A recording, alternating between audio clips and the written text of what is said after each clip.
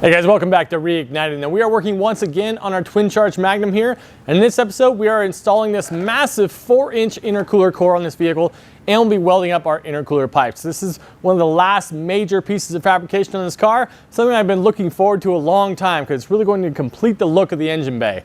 So, nothing left to do, let's get into it.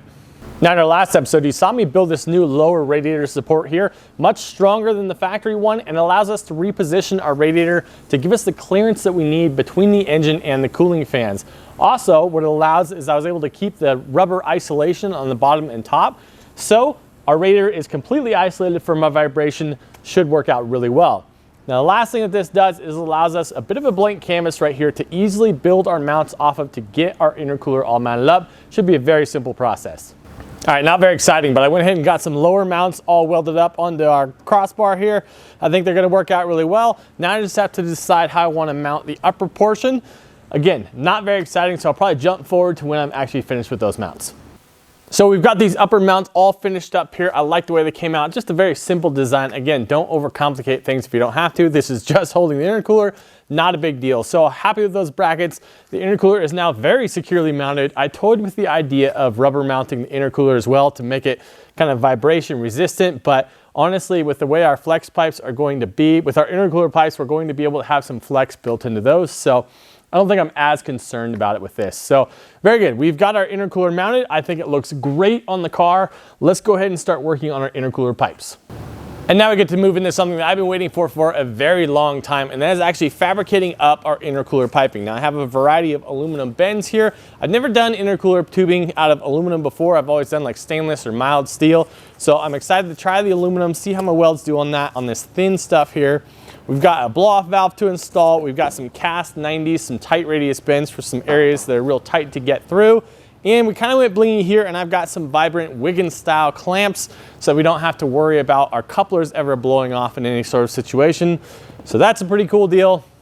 I'm pumped, guys. Let's get into it. All right, our first point of attack here is going to be the compressor outlet on the turbo itself. Now, this is actually a V-band style flange, which I don't want to use, and also it's pointed directly into the frame rail. So I'm going to use one of those cast aluminum 90 elbows to actually bring it down a little bit more straight, and we can attach one of those Wiggins style clamps right here. So this compressor housing needs to come off so I can cut that V-band flange off and weld on our cast 90. I just had to take a shot of this. This turbo is so stinking big. Look at the size of that impeller wheel. That is crazy.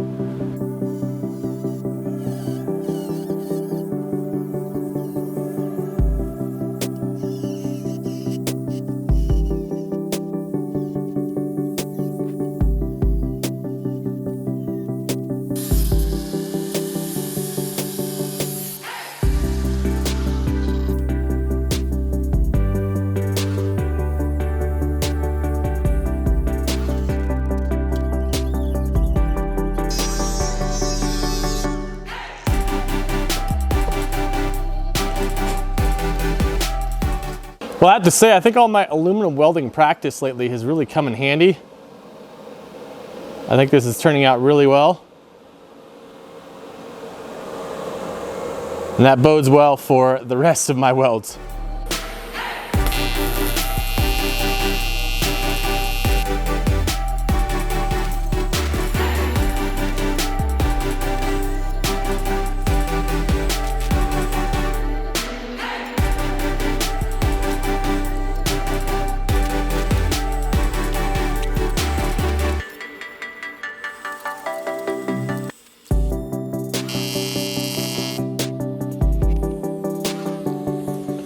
All right, we've got our HD clamp here welded on the end. Pretty happy with that. That's going to be exactly what we need. Let's get it back on the turbo and back in the vehicle. Absolutely love what we got going on here. This is in the perfect location right now. Really happy with how that came out. Now, of course, we just have the short run from here right over to here, and I'm gonna go ahead and cut this end off and actually weld on the other HD clamp that goes right here. So we'll have a good solid HD clamp on both of these. This coupler is not, or this pipe here is not going to go anywhere under boost. We won't have to worry about it.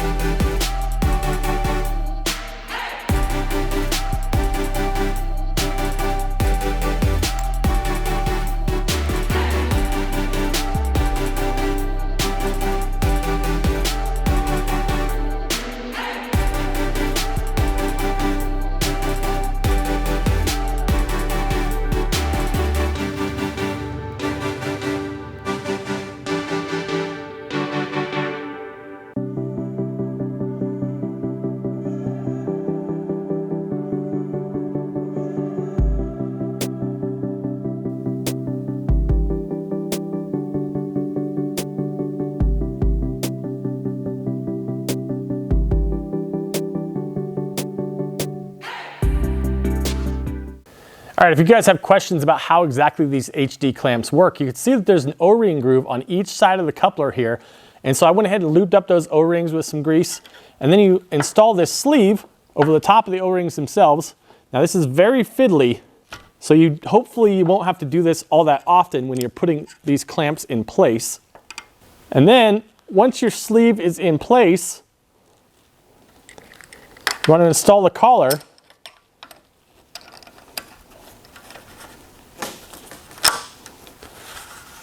Just like that. And this pin just goes right in the sleeve. There we go. So this thing does move around. That's totally fine for it to do that. And it allows for movement within the actual pipe itself. But once they reach a certain point, it's not going to expand past that. And these can hold a ton of pressure, more so than just your standard silicone couplers can. So we got that side done, and honestly, I consider that to be the more difficult side, and the reason for that was I was a little bit worried about welding to the elbow on the compressor outlet of the turbo there, but that went a lot smoother than I expected, so that side is all finished up. Now we can work on this side. Now I did make a bit of an error because I only had 2 of those 3-inch HD clamps. I was planning on using another one on this side of the intercooler. Unfortunately, I thought I had another one, but what I had was a 2.5-inch one, so that's not going to work.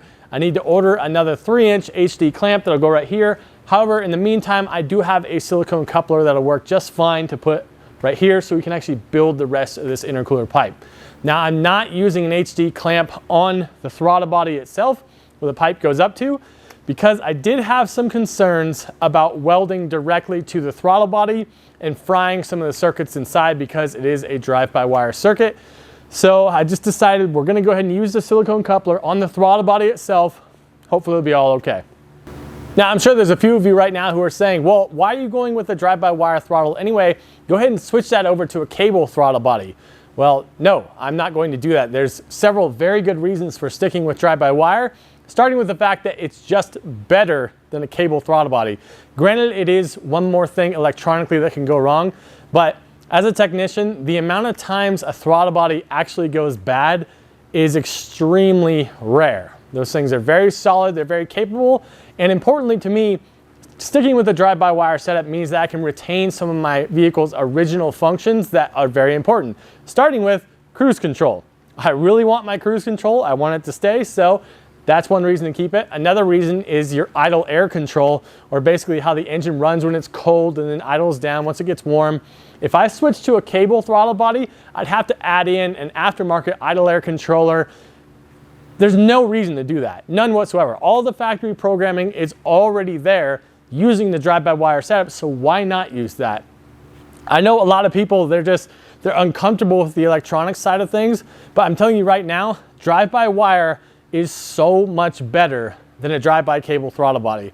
Also, traction control. That's another thing that the drive-by-wire setup can use that a cable throttle body wouldn't have any sort of capability with that. So again, we're sticking with the factory throttle body on this car. All right, I'd like to start the pipe on this side with this other aluminum bend that I have. And the reason I'm using the cast elbow here is because this has an extremely tight radius right here, whereas just the various mandrel bends that I have don't have anywhere near its tight of a radius. Because what I need to do is I need to go sharply here right in between the washer reservoir bottle right back into here. So that's a pretty tight angle. I'm gonna try to see if I can accomplish that with a mix of both this cast elbow here and my regular aluminum mandrel bends that I already have.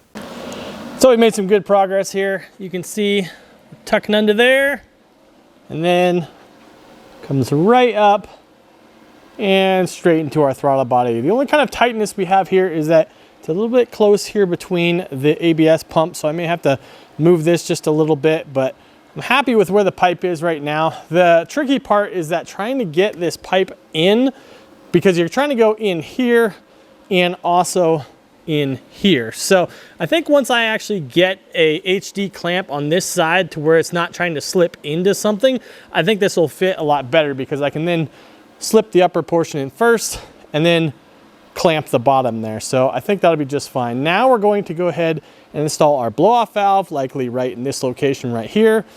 Let's go ahead and mock it up. You're gonna go somewhere about right there with it.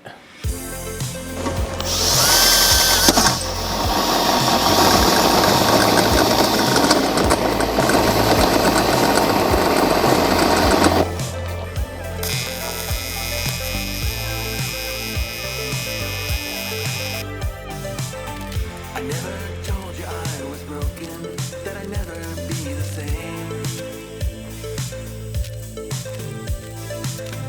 So many words were left unspoken, and now you're on a plane, on a plane.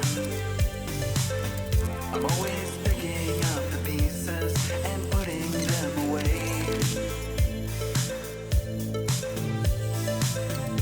Somewhere I'll never find them in parallel array. Array.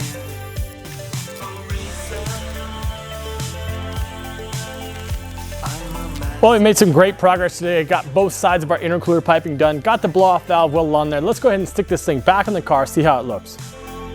Till you told me you needed to go.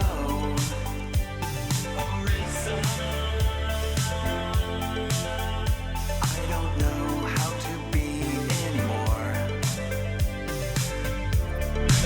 I didn't feel anything till you walked out the door. I stepped out into the rainstorm just to feel the world again. To help myself remember the state that I am in. I am in. Found your necklace in the garden, took it into town today. And when I wrap my hand around it, almost feels like yesterday. All right, you guys, that was a massive project, but we were able to get our intercooler mounted and get all of the intercooler piping made. Tell me what you guys think in the comments down below. Do you like the way this all came out? I'm pretty happy with it overall. A couple of little minor things I still have to do. I have to bead roll this upper pipe at the top here, and I have to add the HD clamp down at the bottom there, but not a big deal. For the most part, all of our engine fabrication is completed. I'm not sure. There's so much stuff happening in this engine bay, and unfortunately, serviceability is going to take a major hit on this thing with how complicated everything in the engine bay is. So I'm really hopeful that it actually works and I don't have to work on it all that much, because this thing is going to be a nightmare to work on based on how everything is tucked together. Now I do still have to add my coolant expansion tank back on the firewall, and I have to add my catch can on this engine. So still some more stuff to go in the engine bay, but the major fab here is done. The last major fabrication project we have is to finish the exhaust, and I have an idea for that, and you guys are going to see that in our very next episode. So as always, I want to thank you guys for watching. We'll see you next time on Reignited.